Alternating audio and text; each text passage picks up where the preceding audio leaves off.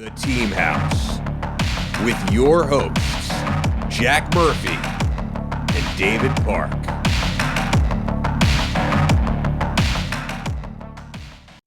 It's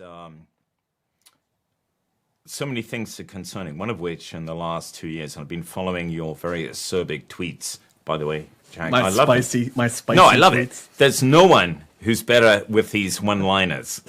It's like, I'm going to digress very quickly. So, I mean, I can't run out of them. But there was that one. So one guy is like, "Holy shit! What happens if we have to deal with two conflicts, at the same time?" And Jack goes, "My dude." It's like, it's just the first two words. Alert. You know where it's going. He's about to deliver a, Right. salient lesson. He's like, "My dude, this is actually a well-recognized problem for DOD. Be assured that there are plans for this."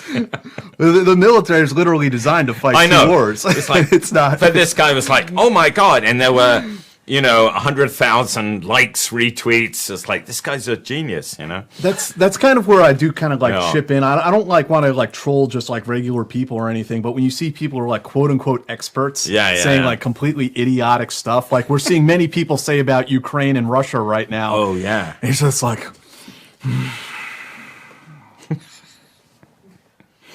how many beers have I had tonight?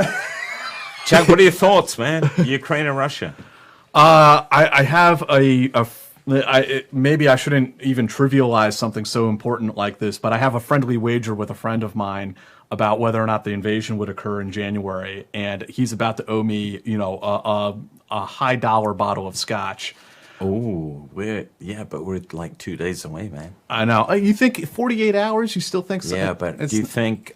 I'm sure there are Russians listening who do not want you to get a bottle of high quality scotch. Well, Putin is a member of our Patreon, which reminds me, since he brought this up, He's gonna get us raided by the folks, FBI. Join our Patreon and get access to tons of like bonus segments and keep us in the Lefroy and the Lagavulin and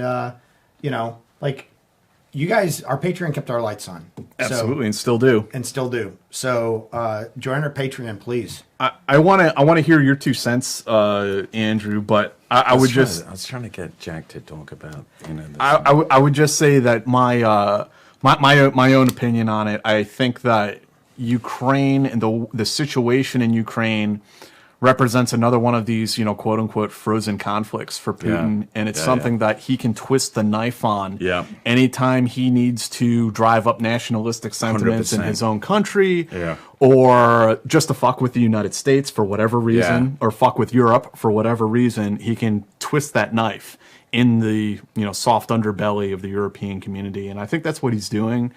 It has to be taken seriously, obviously. And I think we are, but I'm just saying, I don't think there's going to be an invasion. Yeah. I think what he would be facing, what Russia would be facing if they did that now is profoundly different than what happened in 2014. Yeah. I agree with you 100%. He has bolstered his image by doing what he has done. Right. It's his popularity is declining in Russia, but in the end, the Russians and actually Iranians are very much the same. They, are obviously rational, sophisticated, educated, but at the same time, they're nationalists. Mm-hmm. So anytime someone can stand up and say, "Hey, this is, this is not a threat." I mean, I don't worry, I won't bore you, but I could talk for a long time about this because NATO it's very easy to portray to the Russians that NATO is a genuine threat. And you look back in the 90s, the assurances made to Yeltsin and Gorbachev that NATO would not move into former Warsaw Pact countries, and yet we did, right? So, we've broken some promises, and we can say, "Hey, that was a different administration," but Russians They don't don't see it understand that that. way. Yeah, they Yeah. don't, because Putin's been long-standing, So Putin can say with some justification, they are on our borders, they're taking us back. And the other thing is, the Ukraine it has a visceral. For the Russians, there's a visceral attraction to Ukraine. A lot of Russians have relatives in Ukraine. Right. Ukraine was a symbol of the resistance during the Second World War, the breadbasket of Europe, et cetera, et cetera. You can go on and on, but there's a strong feeling that Ukraine should be part of Russia. But to your point, Jack, I agree with you. At the same time, Russians do, because many of them have relatives there, as fellow Slavs, they don't want to go to war, Right. ultimately with it, And when you look at the blows Putin took over casualties in Syria, even the Wagner Group or Mozambique, that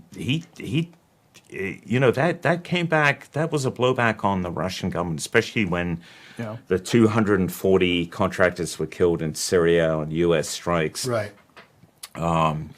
And the Russians were reeling from that. But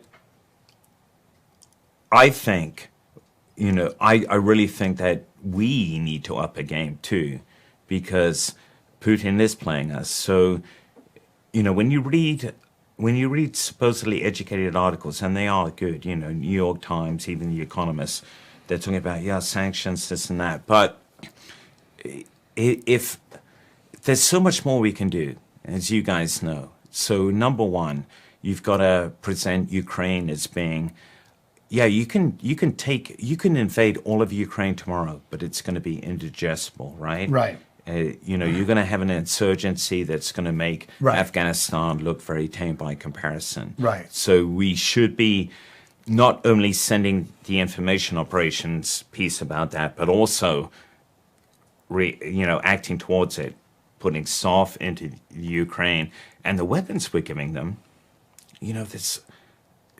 they're kind of, we are so far behind. We are behind. The Brits are even further behind. We're giving them ATGMs, the Javelin. Okay, so the Javelin's pretty good, but the bottom line is that the Chinese and Russian ATGMs outrange ours, and the Russians now have reactive armor. They have things Right. that can, not in great quantity, but the point is that the Javelin is not a great.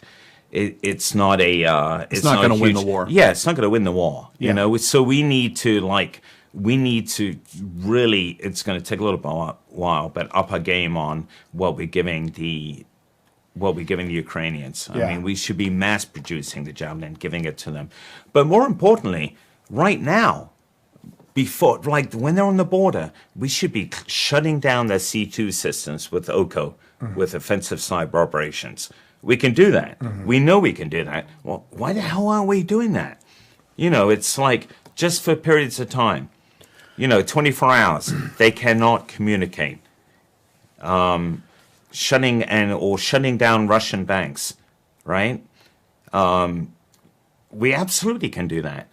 So little niche pieces of... Just a way to signal. Yeah. So we talk about force deterrent options. Right. Force deterrent options for us are sending a bunch of SEALs, no offense, take this oil rig, for a period of time. It's all kinetically oriented. So why are we thinking in the cyber world doing this kind of stuff? The Russians do it all the time to us. What do you think are the potentials for... military or paramilitary operations sort of below that threshold of what we conventionally think of as war happening in Ukraine, be it on our side? From the Russians or our side, sabotage, espionage. Russians 100%. Yeah. For us, and I know I'm a thin ice here, but one of the problems that we have is we have to get everything like that through all four congressional committees, right? I mean, I've dealt with this when we were trying to